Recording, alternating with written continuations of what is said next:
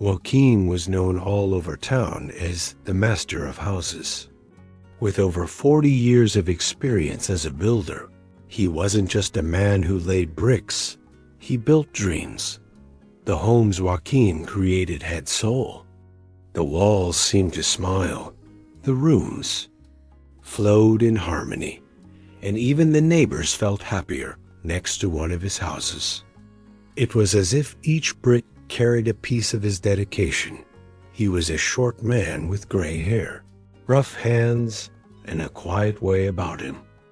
Joaquin didn't like attention, but the moment someone mentioned his name, anyone who knew him would light up with admiration. A truly honest man. They'd say, "One of the hardest working people you'll ever meet," said others. Some even swore he used to talk to the walls as he built, like he was asking permission to shape the space dot. Behind all that talent was a simple routine. Every day, long before sunrise, Joaquin would wake up, drink his strong black coffee, put on his worn-out hat, and head off in his old pickup truck toward that day's job site. In the glove box, always a small notepad and a carpenter's pencil, his tools of precision. Over the years, he worked on every kind of project you could imagine. Tiny houses, huge mansions, renovations, even little country churches. But Joaquin never made distinctions. Every project was unique. Every home had a story. Now, at 62, his body had begun to show the wear of decades of work. His back ached, his knees groaned every time he climbed the scaffold, and the summer heat felt heavier than ever. But what weighed on him most wasn't the pain. It was the sense that his mission was complete. Joaquin dreamed of quiet days with his wife, Donna Nilda, at the countryside property they'd bought a few years back. He pictured himself planting, fishing, maybe teaching the grandkids how to build little wooden houses. Nothing big, just peace. Then, on a quiet Tuesday afternoon, while putting the finishing touches on a porch, a black car pulled up in front of the job site. Out stepped a well-dressed man with a bright smile. It was Mr. Alberto, a wealthy real estate developer. Alberto was just as famous for his success as he was for his long-time friendship with Joaquin. They'd worked together for over 20 years. Every house Alberto designed, Joaquin built. Their trust was rare, like family. "Joaquin!" Alberto shouted as he walked over. "Still working miracles with cement, huh? And you're still showing up to construction sites in shiny shoes?" Joaquin replied with a chuckle, wiping sweat from his brow. "I came to see you. I've got a special request." Joaquin already had a feeling. He'd been turning down jobs for the past year. His last project was completed, and in his heart, that had been his final chapter. "If it's work, Alberto. I'm sorry, I'm fully retired now." Alberto smiled, but didn't seem fazed. "I know, but this is just one more house. A small project. Quick job. The land's already bought. It's in a quiet, beautiful spot. I promise, this will be the last one." Joaquin sighed, removing his hat and scratching his head. "Alberto. Why push so hard? You've got the money to hire any builder in town. But I don't want just any builder. I want you." And then he paused, looking Joaquin straight in the eyes.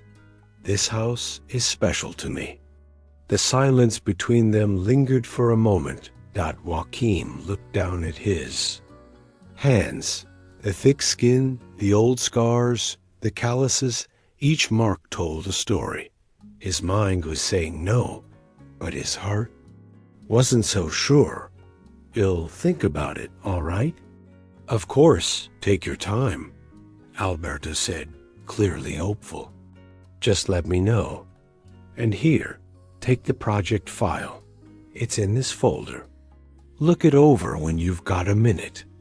With a wave, Alberto got back into his car and drove away, leaving behind the quiet echo of a request that couldn't easily be ignored.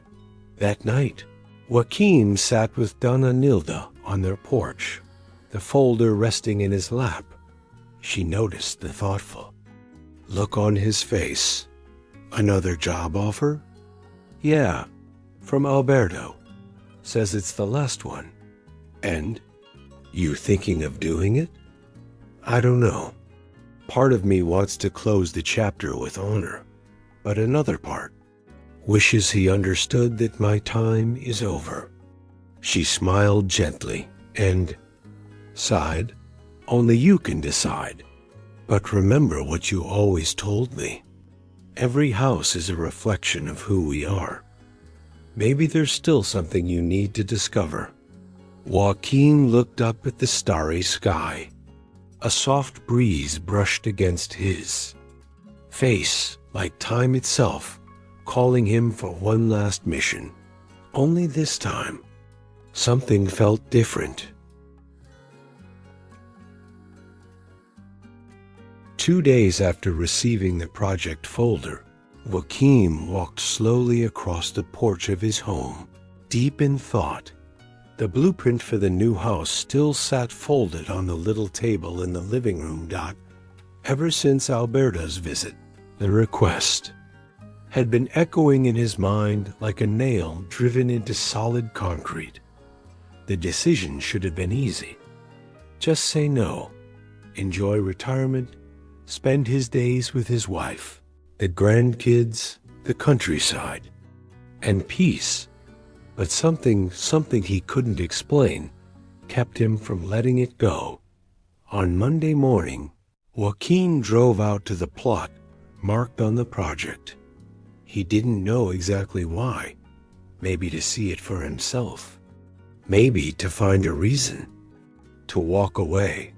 The lot was high up in town, right where the city began to fade into the countryside. The view was breathtaking. Rolling green hills in the distance, trees scattered across the fields, and the soft sound of birds filling the silence. The place radiated peace. Joaquin parked his old truck off to the side and stood there for a long while, arms crossed, just watching. He closed his eyes for a moment and took a deep breath. The soil smelled like a new beginning. And that got to him. That very afternoon, he walked into Alberto's office, as if he already knew he wouldn't leave there empty-handed. "Joaquin," Alberto said, lighting up as he entered. "I can't believe it. You're here to say yes, aren't you?" "I'm here to say yes, with conditions," Joaquin replied, straight to the point. Alberto grinned. "Name them. I'll build this house, but it'll be on my terms. No tight schedules, no pressure, and honestly, I won't get too involved. It'll be a clean job, simple and done. I'm tired, Alberto. Really tired." The businessman nodded respectfully. "I understand. I'm just grateful you're saying yes. So who's the house for, anyway?" Alberto hesitated for just a moment, but answered with ease. "It's for someone special. An old friend. Someone I care about deeply." Joaquin raised an eyebrow, but didn't question it. He figured it was just another one of Alberto's many investment properties. A house to sell, rent, or give away. He'd built dozens like that over the years. "All right then. I'll start Monday. Send the materials to the site. They're already on the way." And Joaquin, Yeah? Thank you. Truly. The following week, Joaquin put on his old work hat, thick boots, and the faded shirt that had accompanied him through so many jobs, but something inside him felt off. Right from the beginning, the decisions he once made with care and passion started turning into shortcuts and indifference. At the supply store. For example, he chose the cheapest bricks and cement. He didn't call his usual trusted suppliers. Didn single quotes T. Check the wood. Didn't have anything cut to size. He just wanted it over with. It's not my house, he kept telling himself. Why go the extra mile? The house design was simple. 3 bedrooms, an open kitchen living area, 1 bathroom, and a front porch. Nothing fancy. But still, the old Joaquin would have inspected every line of that blueprint like it was sacred. Now, he barely glanced at it. During the foundation. He let mistakes slide, mistakes he would have never accepted before.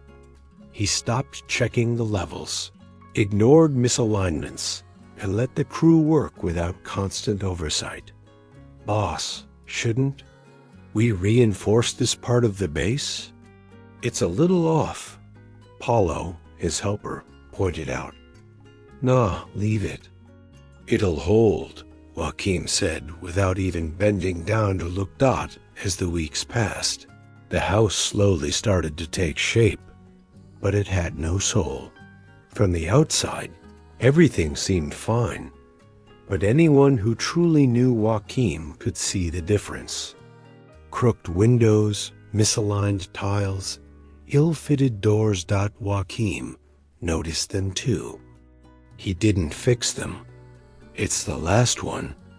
After this, I'm done for good, he kept repeating to himself, trying to quiet the voice in his conscience. At night, back home, Donna Nilda would watch him across the dinner table, quiet, distant, barely touching his food. So, how was the site today? It moved along. Nothing much. You're different, Joaquin. He just shrugged. I'm not building for joy anymore. I'm just finishing something. She looked at him for a long moment, then said gently, even if it's the last house of your life, it still carries your name. He looked down, didn't say a word. By the end of the 2nd month, the structure was standing tall. From the outside, it looked like any other house, but inside, Joaquin carried a growing discomfort. Even so, he forced himself to keep going. Unchanged. His pride in finishing his career was stronger than the care that had once defined his work. He didn't know, maybe couldn't even imagine, that he wasn't just building a house anymore. He was building the final test of his life.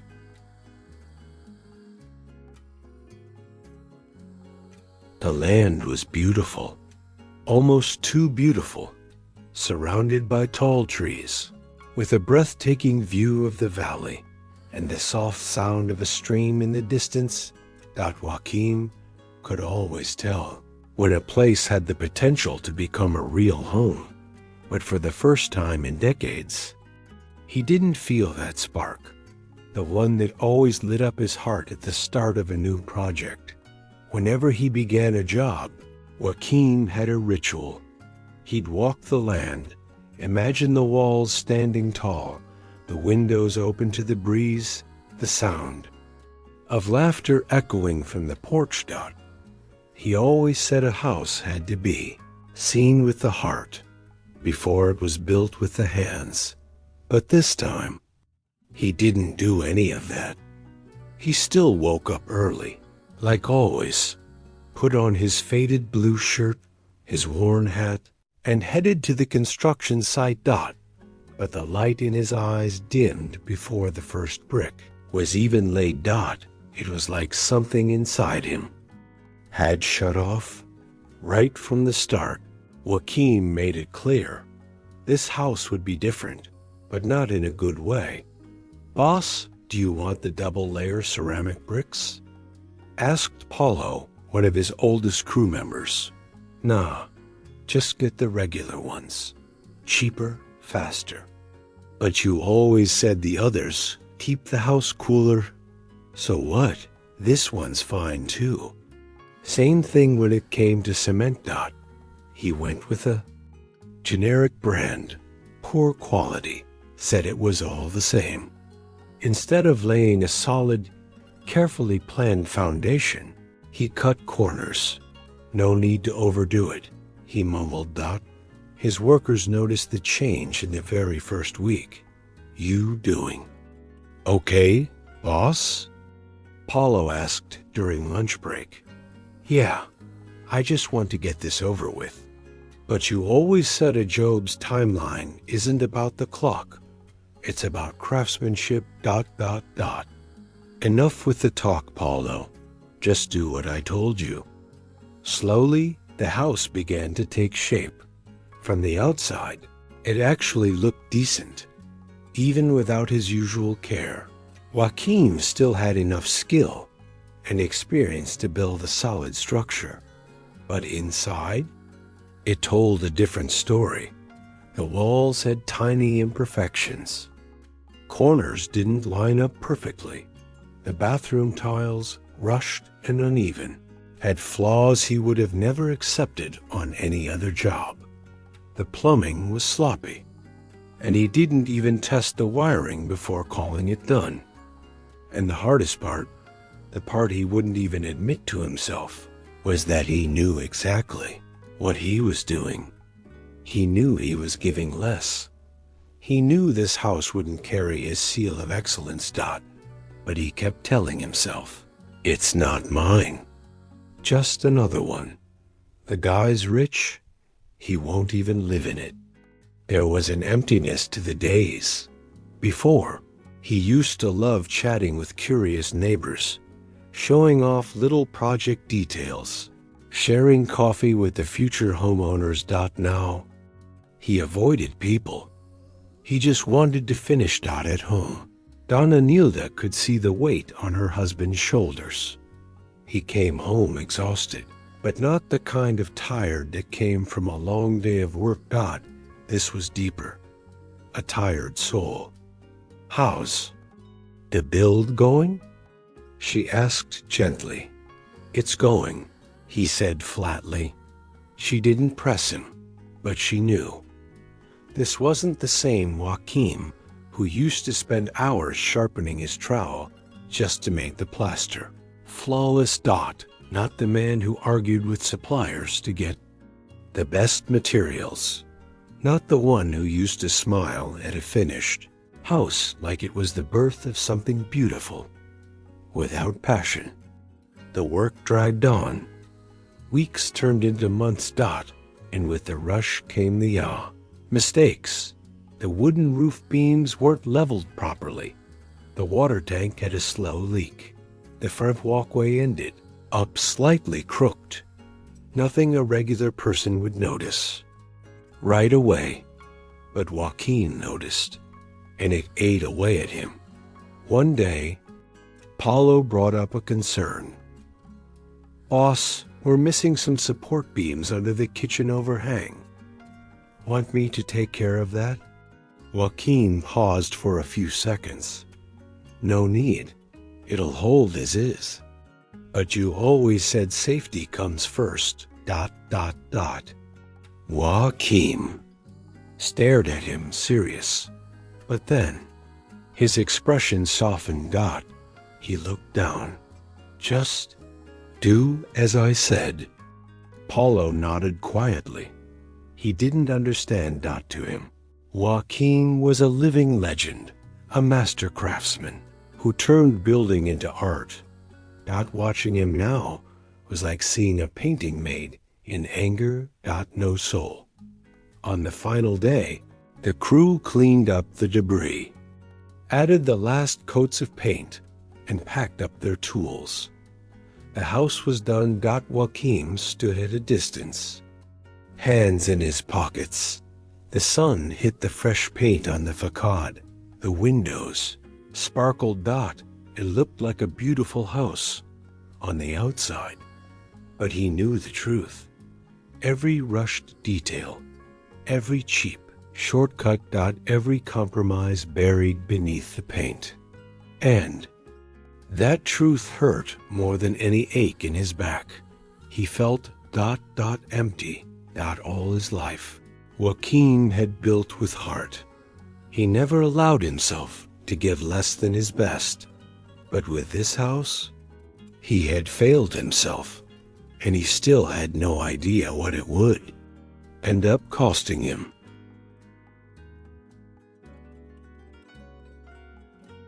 It was a clear, quiet morning. The sky, a perfect blue, looked like a carefully painted canvas waiting to be signed.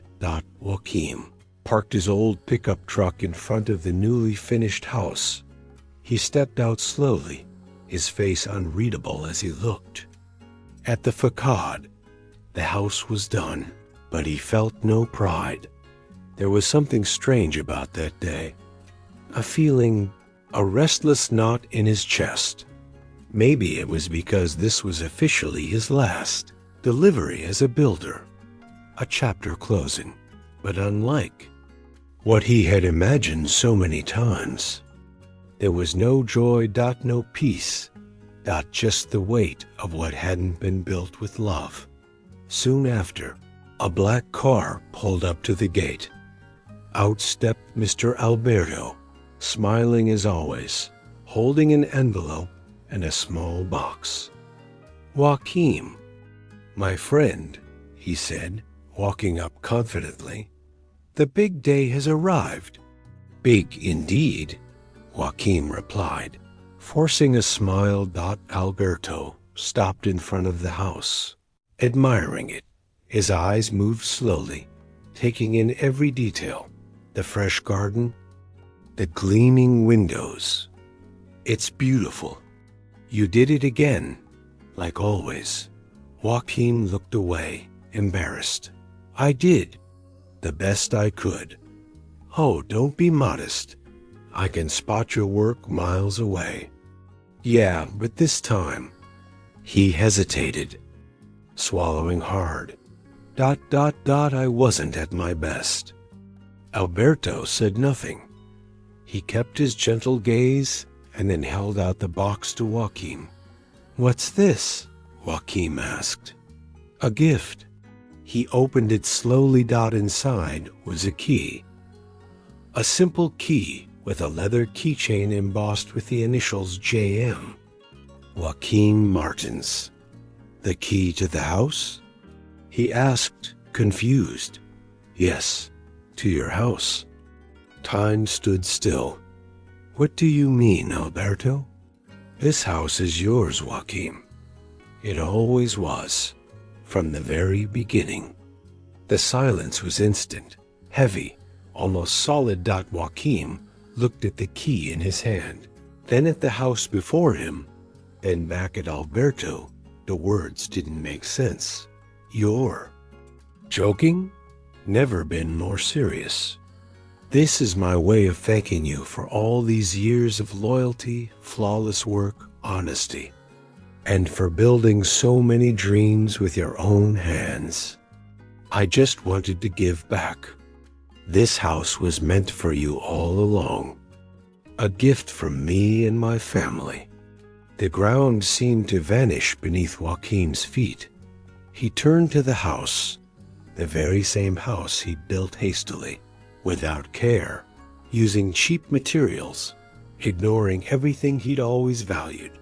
The house that now was his. "No," he murmured, almost voiceless. "It can't be. It's true, Joaquin. I wanted to surprise you. I thought it'd be beautiful for you to build it freely, without knowing it was yours. To do it like you always do, with excellence." with soul.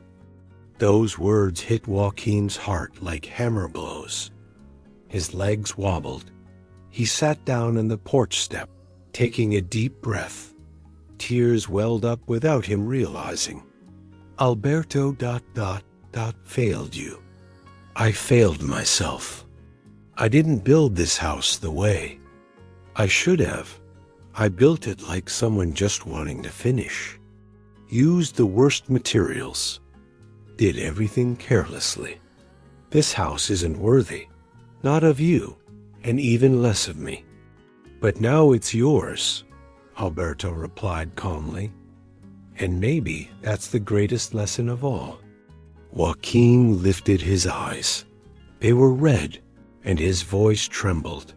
I spent my whole life teaching my helpers that we build like it's for ourselves, that every detail matters, that the house reflects the builder. But when the time came, I didn't follow my own advice. Alberto put his hand on his friend's shoulder. And still, you came here, faced it, owned it. That also honors you. But this house doesn't represent who I am. Then rebuild it with your own hands. Take all the time you need. No rush, no pressure, just truth. Joaquin looked at the key once more. Now it felt heavier. It wasn't just an entry to a house. It was a symbol, a mirror. He stayed there, silent, for several minutes. Meanwhile, Alberto stepped back, respecting the moment, got into his car, waved, and drove away. Joaquin was alone. He stood up slowly and walked through the house, opened the door, went inside. The smell of fresh paint was strong. The floor creaked. Sunlight streamed through the windows, revealing small flaws he knew all too well. Each imperfection shouted his name. He ran his hand along the living room wall. Rough touch. Poorly plastered. Then he went to the bedroom. Closed the door. It creaked. Poorly fitted. He sighed. I'm going to fix all of this, he thought. Not because anyone asked me to, but because I deserve to live in a house that truly represents who I am. And this one ... doesn't yet. That day, Joaquin didn't go home in his truck. He stayed there, sitting on the cold floor of the empty living room, looking around. And he started imagining everything he would do differently, not how he wanted his grandkids to run down that hallway without tripping, how he wanted Donna Nilda to have the most beautiful kitchen in the world, how he wanted finally to build with love. For himself, the house was now his, but more important than that, the truth was too. The days following the revelation were quiet and full of thought. Joaquin spent nearly a week without leaving the new house. He slept on the living room floor, wrapped in an old blanket. No bed, no furniture, no comfort, but he didn't complain. He felt he needed to be there. He needed to look at every corner, every flaw, every choice he had made or neglected to make. It was like revisiting an old diary, where every line revealed a regret, but this diary had walls, floors, and plumbing. Donna Nilda visited him every day, bringing food and a little bit of love. Are you going to stay here for good now? She asked one afternoon, entering with a basket of fruit. I will. But not to live ... not yet. He was covered in dust, his hair messy, and his eyes tired. So what are you doing? Joaquin got up slowly. His hands were covered in plaster, and his shirt stained with paint. Renovating. Alone. from the start, the right way. Then, with a half smile, he added, "Now it's personal." Joaquin started the renovation as he began all his best projects, from scratch, slowly and thoughtfully. He tore down some crooked walls, replaced wiring, swapped out pipes, redid the floors. This time, he chose the best materials, the same ones he always recommended to his most demanding clients. Every hammer strike was a kind of forgiveness. Every carefully placed tile was as if telling himself, "You are still the builder who works with love." And with every straight line, every perfectly fitted tile, he felt the weight of regret turn into peace. One day, Paulo, his helper, showed up at the site and watched in amazement. "Boss, are you really doing it all over again?" "I am." "But why?" Joaquin paused, wiped sweat from his brow with his shirt sleeve, and answered, "Because I'm going to live here. And I don't want to live in a house I ruined myself." "You really are different." "I'm not different, Paulo. I'm just trying to do what's right. It's never too late to fix things when you still have the strength." Over time, his old helpers offered to pitch in, but Joaquin preferred to do it all with his own hands. He felt it was necessary. It was his way of making peace with his own story, with his values. Slowly, the house transformed. What was once a fragile, empty structure began to come to life. The porch was redone with new natural stone flooring. The windows got fine finishing touches. The garden bloomed with seedlings Joaquin planted himself. And inside the kitchen, he built a cabinet from reclaimed wood, a tribute to time. One night, sitting on the step of the new front door, he looked at the moon and allowed himself to smile. It wasn't a smile of accomplishment, but of a light heart. Donna Nilda approached. With 2 cups of coffee. She sat beside him. "Now this house really feels like yours." "Now it is, truly. Did you learn anything from all this?" Joaquin looked toward the horizon and was silent for a moment, then spoke calmly. "I learned that we don't just build outwardly. Every good or bad thing we do builds something inside us too. And one day, we have to live in that." "You mean the house?" "I mean life." She smiled, squeezing his hand. "Life really is like a house, huh? Brick by brick." "Yeah. And some people, without realizing it, live in houses full of cracks they cause themselves. But if you're brave, you can renovate."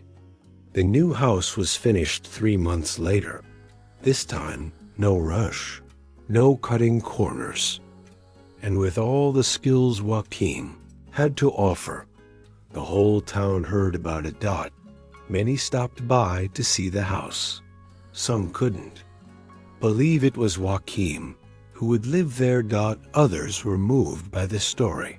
Mr. Alberto returned to visit the now renovated home. "You outdid yourself, Joaquin. It's more beautiful than when you first delivered it. That's because now it has a soul. Before, it was just walls." "And how do you feel?" "Ready to rest, but at peace with dignity." Alberto smiled. "You know, this story could be a book or a movie, or just a lesson," Joaquin replied. "That's good enough." At the official housewarming, held only for family and close friends, Joaquin insisted on giving a short speech, even though he was a man of few words. With an improvised microphone and steady voice, he said, "When Alberto gave me this, house, I realized I built it for myself without knowing it. And I built it poorly. I, who always said to do everything as if it were for ourselves, failed the only time it really mattered. But life gave me a chance to redo it, and I took that chance. So I tell all of you, build with soul. Always, because one day, the house will be yours. Everyone applauded, but no one more than Donna Nilda, who looked at her husband with the same pride she had when he built their first home. Life is like a house. Every decision is a brick. One day, you will live in what you built. So build with love, even when no one's watching, because the greatest gift we can receive as the harvest of what we made with our hearts.